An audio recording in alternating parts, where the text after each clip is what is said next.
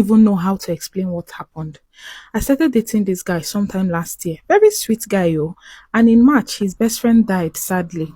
My boyfriend was very distraught and he was so inconsolable. He eventually got over it as time went on. In May, they fixed the burial date, and my boyfriend told me he wanted us to go together. Me, I have never gone for any burial before, so I was kind of excited. I couldn't wait for the burial so I could see my boyfriend again because it was a long time since we last saw. I knew my boyfriend was going to cry on that day, so I went with plenty tissue. That's how on the burial day, I wore a black gown. Me, I don't kuku like wearing pants because it makes me very uncomfortable. During the burial ceremony, as I expected, my boyfriend started crying. Omo, if you see the way he was wailing like he knew the people that killed him. Me, I started forcing myself to cry too. So it would look as if he was very emotional, even though I wasn't attached to his best friend. And so people won't say I have a heart of stone. It wasn't long before my boyfriend started becoming more and more dramatic. I was even embarrassed. So he started crying, even more than the bereaved. People started saying that I should hold him. I should hold him. Ha. I was so confused because his friend's family were not even crying the way my boyfriend was crying. At a point, they told me to walk him off so he could blow off some steam. So I took my boyfriend's hands and I told him we should go on a stroll. That's how we started walking. We started walking into the cemetery. We went further and further and further. And I started consoling my boyfriend and telling him that all will be well. I have never consoled anybody that lost a loved one before, so it was kind of new to me. I didn't know what to say. But I told him that he should take me as his new best friend. I started giving him kisses on his cheeks here and there, innocently. Before I could say Jack Robinson, my boyfriend Odogu don't stand up. Ha! It shocked me. Baba can't carry hand, they press my bobby. You see, they talk that one, he put hand inside my gown. That's why everywhere scatter or everywhere burst, water just full everywhere. Now on top person gravestone, we begin knack. I know say no be all of una go fit try this one, but try the knack for cemetery is sweet die, I swear, everywhere just quiet. Anyways, when we finished, I felt so bad because it was as if we disrespected his late friend and even the man that we used his grave. I looked at the man's gravestone before we left and his name denoted that he was from Edo State and he died at 49.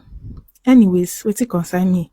Me and my boyfriend didn't talk again till we got back home. I guess we were too embarrassed about what we did and where we did it. That night, everything went well. I started seeing things every night. If I am sleeping, I will be seeing dead people everywhere. If I close my eyes and sleep again, I will see myself in their middle and they'll be turning around me and they'll be laughing. Sometimes I'll be hearing strange noises. My door will be closing with force. It wasn't even funny. It was more like I was being haunted. I didn't know why. This went on from May till August. It wasn't funny. I even lost my job because I lost concentration. I called my boyfriend and I asked my boyfriend if he was also seeing things. Baba said no, that he wasn't seeing anything. And I was shocked because now me and him follow do the thing. Why only me and they come the torment? What did I do wrong? Anyways, I started speaking to my friend because it was something I couldn't even tell anyone I did. I couldn't tell my parents because how will I tell my parents say I go cemetery, go knack? No be even say I knack alone. Say na cemetery I knack the knack. Ha! I called my friend and I asked my friend and I told her everything that was happening to me. And she said we should go to one place where they do spiritual things. So we went there. Went to the first place. After all the things I provided, the sacrifices and everything, it didn't stop. I have gone to 2 other places since then and nothing has changed. It has not stopped the dreams I have been having. It has affected me mentally. Last night, while I was sleeping, something strange happened. That night, I felt the duvet moving away from my body, but I couldn't tell if I was dreaming or this was happening physically. I hoped and I prayed that it was a dream. You know that moment when you're sleeping and you're dreaming, but you're praying that what is happening to you is actually a dream and not physical. It didn't take long. I also felt my shorts being moved below my waist.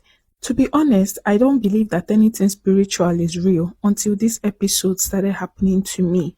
Could it just be one mistake I have made in my life that would actually ruin my life? Anyways, I immediately woke up when I felt my shorts being moved down. When I woke up, there was nobody in the room. It was just me. I was confused. My duvet by then was on the floor, and I didn't understand how a duvet I used to cover my body was now on the floor. The next thing I saw was that my room door was shut closed immediately by wind. These things only happen in the movie. I never believed that these things could be happening to me. What could I have done to deserve such cruelty from whoever was tormenting my life? Why was I the one who was being chased after when it was just the both of us who did what we did? At that point, I became scared. I started fidgeting. I started bleeding the blood of Jesus. I started crying. I started shouting. I started speaking in tongues. I've never spoken in tongues in my entire life, but at that point, no one taught me how to speak in tongues. I started speaking in tongues, and everywhere seemed to be calm, but I was still scared. I couldn't sleep. Then I called my boyfriend again. I called him that night and I asked him, is this thing happening to you? And he said no. And he told me that I am becoming worrisome and that he does not think he will continue this relationship with me. That I've been saying a lot of scary things recently. I was surprised because this is something that is between life and death, and this is how you are reacting to me. Why am I being the one who is being tormented and you are sleeping peacefully in the night? We had our back and forth, and he ended the call on me. I tried calling him back again and he didn't take up my calls. The next day, I decided that that day will be the last day I'll be tormented by this evil spirit, be it whatsoever. I made up my mind that I was going to get a solution and I was going to get it on that day. So I quickly woke up in the morning, I had my bath, and I headed down to Badagry. I'd been told that there was a strong person in Badagry I was to go and meet. I went to Badagry and I went to this Baba. When I got there, he asked me to take off my shoes outside. I got inside and he welcomed me. Even before I could say anything, he had already told me that he knew why I was there and that the spirit I came in with was not a good spirit. He told me about self control and how I was stupid. This man gave me my life history. Like it was just like a movie to me. I never knew that such things existed. Then he told me that I was going to give him a sum of 150,000. At that point, I'm not even going to lie to you. The only amount in my account was like 300k, and if I was to pay that 150,000, my balance would remain a total of 150,000. I didn't mind anything to give me back my peace of mind, anything to make me sleep in the night and not worry about the unknown. I was really ready and willing to pay. So I made a transfer of 150,000 naira to the man and he began the sacrifices. He brought a live chicken and he split the throat of the live chicken into a bowl and some mouth and he gave it to me to consume, which I actually did. It was the most gross thing I had ever tasted in my entire life. He made some incantations. After all said and done, he made insinuations like my boyfriend was part of the problem why this was happening to me and that it was intentional, but he didn't actually go deep into the whole story and I didn't even want to persuade. I just wanted my peace of mind.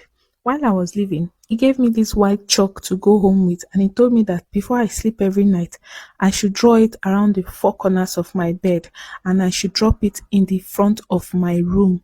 Like I should drop it on the floor and nothing is going to ever happen to me again. I will never be tormented again. And I said, okay, and I was happy because finally I get to have peace of mind. I went home that night and I did exactly as he told me. And to be honest, nothing happened. I slept like a baby. I never experienced any strange noise. I never experienced any fear. I had peace of mind for one solid week. Then came the next week. Everything stopped working.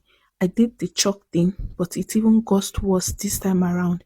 I would be tormented. I would hear noises. I would hear children laughing. I would hear adults laughing. I would hear people. I am losing my mind at this point. I don't know what to do. Precious, I need your help. I need you to tell me what to do. I need your followers to advise me on what to do. Yes, I admit I have made a mistake, but should I now, because I made this mistake? Please help me. What can I do to stop this nonsense? I am running crazy right now. I don't know what to do. I cannot sleep alone. I have moved back to my parents' house. I don't know what to do. Please help me. Let your followers advise me. I'll be in the comment section listening.